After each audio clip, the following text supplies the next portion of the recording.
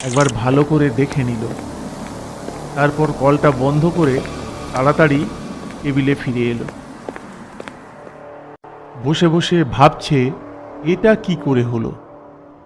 মনে হয় কলের প্যাঁচটা খারাপ হয়ে গেছে। টিভি স্ক্রিনের দিকে তাকিয়ে বসে আছে। হঠাৎ দেখল অফিস রুমের চেয়ারটা কেউ যেন সরাচ্ছে। সেটা রুমের একদিক থেকে অন্যদিকে সরে যাচ্ছে। শুভ তাড়াতাড়ি টর্চটা নিয়ে অফিস রুমের দিকে দৌড়লো। সেখানে গিয়ে দেখল চেয়ার যেমন ছিল তেমনিই আছে। মনে মনে ভাবল ক্যামেরায় কি ভুল দেখলাম।